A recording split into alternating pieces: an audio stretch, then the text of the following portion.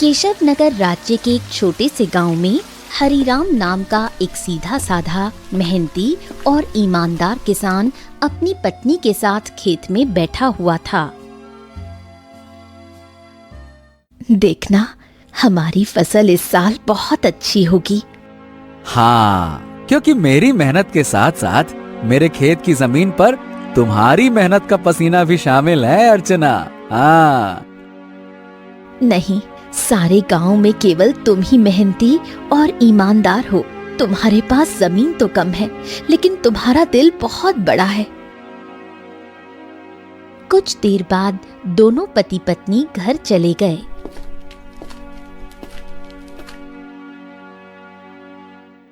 मैं तुम्हें एक बात बताना तो भूल ही गई, घर में लकड़ियां खत्म हो गई हैं। अरे चिंता मत करो, मैं कल सुबह सबसे पहले जंगल में लकड़ियां काटने के लिए ही चला जाऊंगा। ठीक है ना, ले आऊंगा। चलो अब।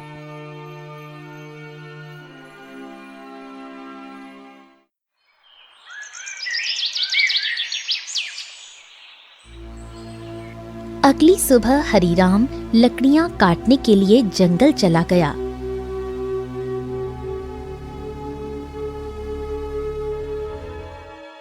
हरिराम एक पेड़ पर कुल्हाड़ी चलाने ही वाला था कि तभी उसने देखा झाड़ियों में एक घायल बंदर कराह रहा था।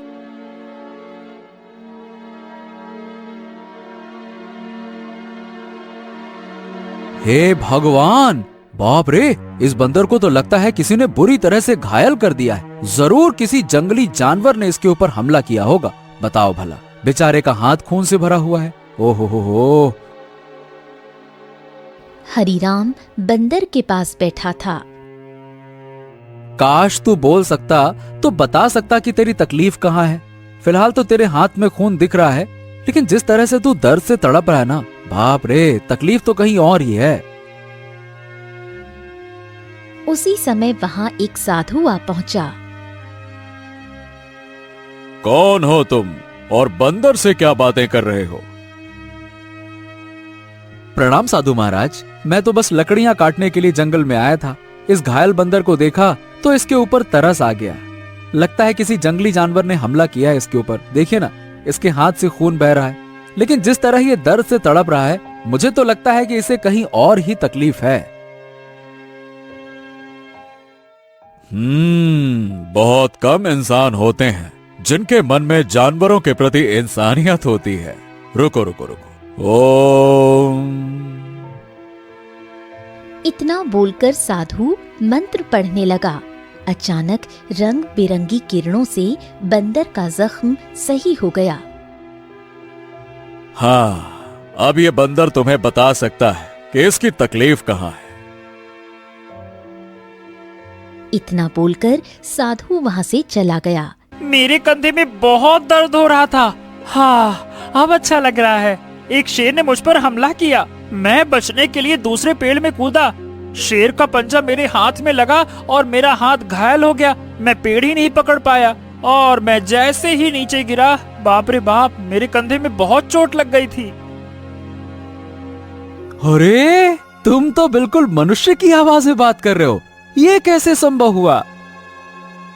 जब साधु ने मंत्र पढ़ा ना, तब मुझे ऐसा लगा कि मेरे अंदर बात करने की शक्ति आ गई है। मैंने बोला और मेरी आवाज तुम तक पहुंच गई। लगता है ये चमत्कार साधु बाबा ने किया है। हाँ।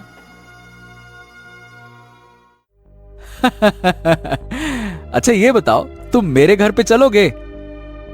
ओहो, अब तुमने मेरी जान बचाई है तो अब तो मैं तुम्हारे साथ ही चिपक गया हूँ। मतलब मैं तुम्हारे साथ ही रहूंगा। और क्योंकि मैं इंसानों की तरह बात करने लगा हूँ, तो मैं बंदरों से अब तो अलग हो गया हूँ ना। क्या करूँगा उन बंदरों के साथ रहकर? अब तुमसे बातें करूँगा जी भर के। चलो, तुम मेरा कोई अलग नाम भी रख सकते हो। बताओ बताओ, मेरा क्या नाम रखोगे? बड़े मजे की बातें करते हो तुम। चलो ठीक है, मैं तुम्हें आज से गोलू कह के पुकारूंगा। क्यों, कैसा नाम है? अच्छा नाम है ना? हाँ, अच्छा नाम है। चलो चलो चलो चलो, घर चलते हैं।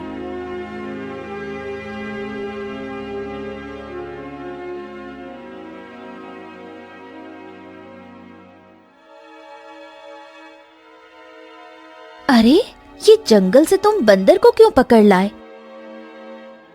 हरीराम पूरी घटना अर्चना को बताने लगा। क्या क्या वास्तव में बंदर बात कर सकता है? अरे तुम स्वयं पूछ लो। क्या नाम है तुम्हारा? मेरा नाम गोलू है। हरीराम ने मेरी जान बचाई है और अब मैं उसका साथी हूँ। साथी क्या, अब तो मैं तुम्हारे परिवार का हिस्सा हूँ। अर्चना आश्चर्य में पड़ गई। समय बीतने लगा। गोलू की मौजूदगी घर में नई जान ले आई थी। धीरे धीरे गोलू अर्चना के काम में हाथ बटाने लगा। गोलू अब हरीराम का सच्चा साथी बन चुका था। एक दिन गोलू हरीराम से बोला, हरीराम, अब मैं भी तुम्हारे साथ खेत में चलूंगा। क्या करूंगा घर में बैठे बैठे, मुझे भी चलना है। अरे गोलू, खेत का काम आसान नहीं होता, बहुत मेहनत लगती है। क्या करोगे तुम वहाँ पे? अरे क्या करूंगा क्या, मैं भी तुम्हारे साथ मेहनत करूंगा। और क्या मुझे कम मेहनती समझा है क्या? बस डर ये है कि गांव वालों ने तुम्हें बोलते हुए देख लिया ना, तो वो न जाने क्या समझेंगे। अरे पर जब मैंने तुमसे पहली बार बात की थी तो क्या तुम डरे थे क्या, बताओ? देखो गोलू, मैं दुनिया को जानता हूँ। हर कोई मेरे जैसा नहीं होता है जो तुम्हें समझ सके। ओहो, मुझे दुनिया से क्या है लेना देना, मुझे तो तुम्हारे संग है रहना। मेरा मतलब ये है कि मुझे बस तुमसे मतलब है, क्योंकि मैं तुम्हारा साथी हूँ। हरीराम मुस्कुराया और अगले दिन गोलू को साथ लेकर खेत चला गया। कुछ ही दिनों में गोलू ने खेती की हर बात सीख ली। अब वो हरीराम का सच्चा मददगार बन गया था।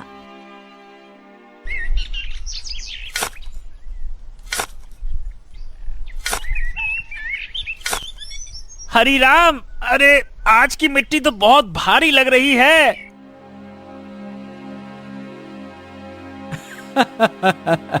गोलू, अब तो तू पक्का किसान बन गया है। मिट्टी का भी फर्क समझने लगा है। गोलू की बात अब गांव में फैलने लगी थी और ये बात आखिरकार पहुंची जमींदार चौधरी के कानों तक। क्या हरीराम के घर एक बंदर है जो इंसानों की तरह बोलता है? हाँ जमींदार साहब, मैं खुद देख चुका हूँ। अरे मैंने तो उसे बोलते हुए सुना भी है। पहली बार तो मैं डर गया था। अरे भैया, तो फिर उस बंदर को लेकर तमाशा करना चाहिए, उससे तो बड़ी अच्छी कमाई होगी। ये बात आपने बिल्कुल पते की कही जमींदार साहब। जमींदार की हंसी कुछ देर चली, फिर वो गंभीर हो गया। इस हरीराम की जमीन पर मेरी नजर बहुत समय से है। बाकी सब तो मेरे कर्जदार बन चुके हैं, पर ये ससुरा हरीराम ये कभी झुका ही नहीं। उसकी जमीन बहुत उपजाऊ है जमींदार, बंजर में भी फसल उग जाती है। अरे इसमें मिट्टी का कोई खेल नहीं है भीमा। उसकी किस्मत और सितारे बुलंद है, पर जिस दिन वो सितारे गिरेंगे ना, उसी दिन ये खेत मेरा होगा और हरीराम मेरे कदमों में होगा, देख लेना तुम।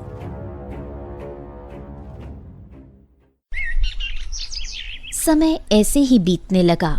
एक दिन हरीराम और गोलू जब खेत से घर लौटे तो आंगन में बैठी अर्चना को देखकर दोनों के चेहरे पर चिंता की रेखाएं खिंच गईं। अरे अर्चना, क्या हुआ? ये कैसी खांसी है?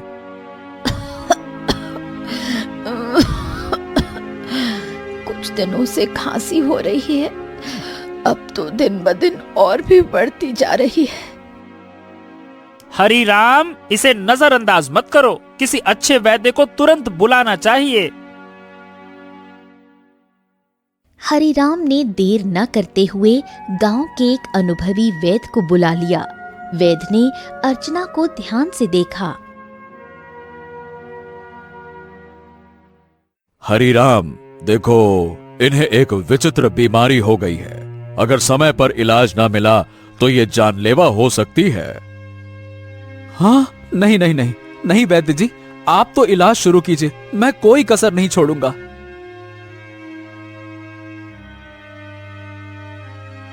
उस दिन से हरिराम का सारा धन अपनी पत्नी के इलाज में लगने लगा।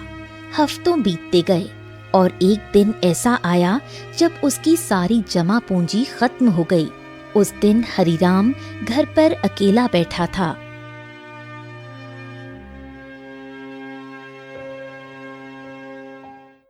ऐसे उदास मत बैठिए, मैं अपने आप ठीक हो जाऊंगी।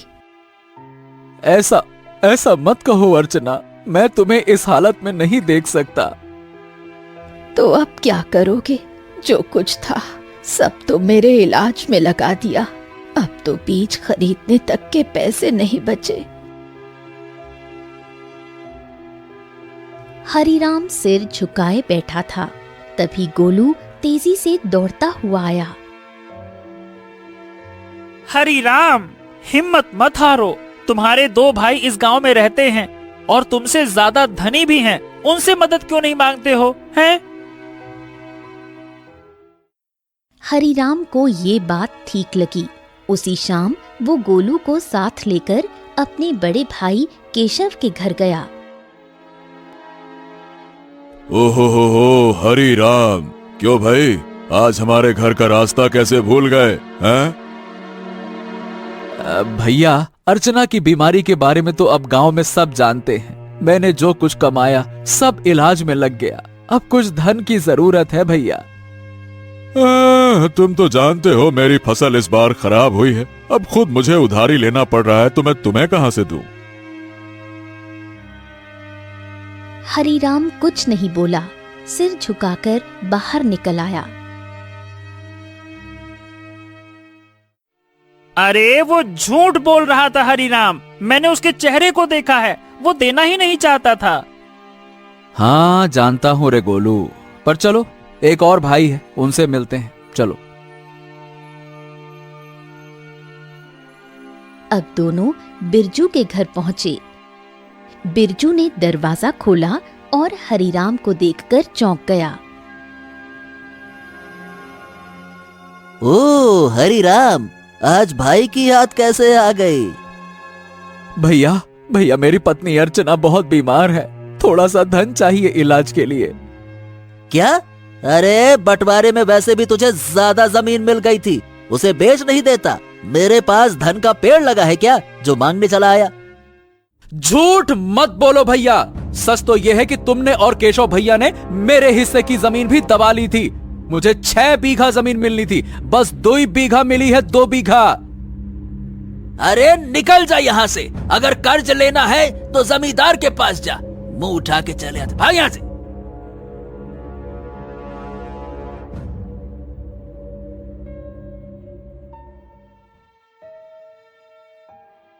ऐसे भाई हैं तुम्हारे हरिराम, एक भी मदद को तैयार ही नहीं है। हाँ, इस दुनिया में इंसान ऐसे ही होते हैं, मतलबी, अपना पराया कुछ नहीं देखते। तो अब क्या करोगे? क्या जमींदार के पास जाओगे? हाँ, मजबूरी है गोलू, मैं नहीं जाना चाहता था, इसीलिए तुम्हारे कहने पे भाइयों के पास गया। अब तुम ही बताओ, मेरे पास और क्या रास्ता बचा है, बताओ।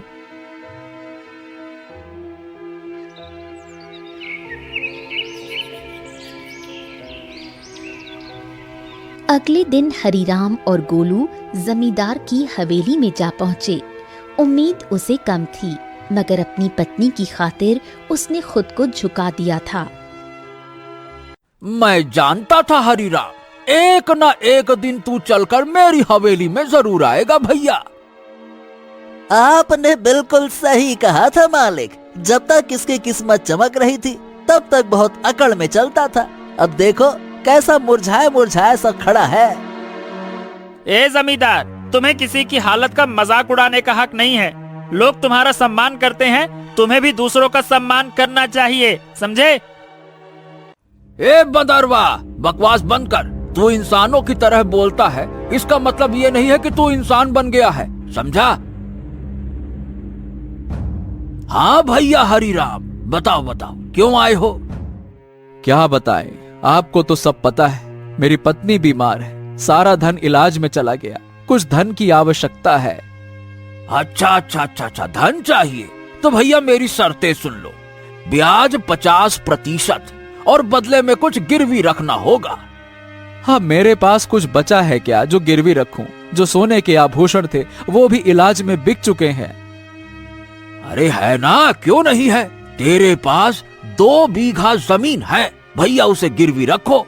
वक्त पर कर्ज चुकाएगा तो जमीन तेरी वरना मेरी, सीधा हिसाब। बोलो भैया।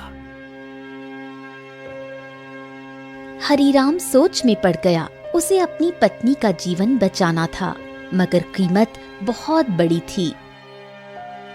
अरे ये तो सरासर अन्याय है। तुम किसी की मजबूरी का फायदा उठा रहे हो। ऐसे तो हरीराम कभी कर्ज ही नहीं चुका पाएगा। ए हरीराम, पहले तो तू इस अपने पालतू बोलने वाले बंदर को ले जा यहाँ से, नहीं तो मेरा मन बदल गया तो हो गया तेरा काम। जब से आया है पटार पटार पटार पटार। चुप कर। हरीराम चलो मेरे साथ, ये कर्ज मत लो, चलो। गोलू, मेरे पास अब और कोई चारा नहीं है। अरे तुम बस चलो तो, मैं तुम्हारी मदद करूंगा ना। हाँ चलो मेरे साथ। हरीराम गोलू के साथ चला गया। हवेली के भीतर जमींदार और भीमा गुस्से से खौल रहे थे। ए मालिक, हरीराम तो हाथ से निकल गया। अरे चिंता मत कर बेटा, मजबूरी उसे फिर लौट आएगी। कितना दूर जाएगा वो?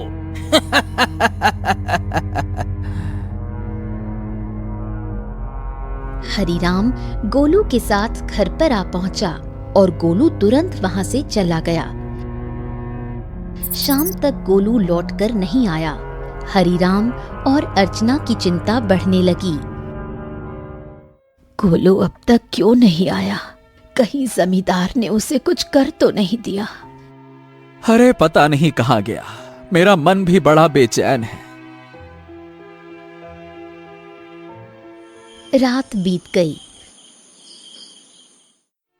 सुबह सूरज की किरणों के साथ ही गोलू वहां पहुंचा, हाथ में एक चमकती जड़ी बूटी के साथ। अरे गोलू, तू कहाँ था? हमें लगा कहीं तुझे कुछ हो तो नहीं गया।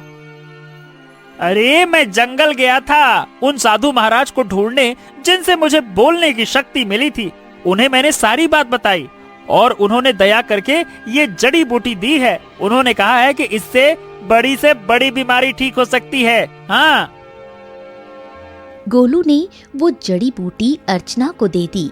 कुछ देर बाद अर्चना की आंखों में चमक लौट आई। मुझे बिल्कुल स्वस्थ महसूस हो रहा है, जैसे मैं कभी बीमार ही नहीं थी। हाँ। अर्चना, तुम्हारी खांसी भी ठीक हो गई। और गोलू, तू तो हमारे लिए देवता बन गया।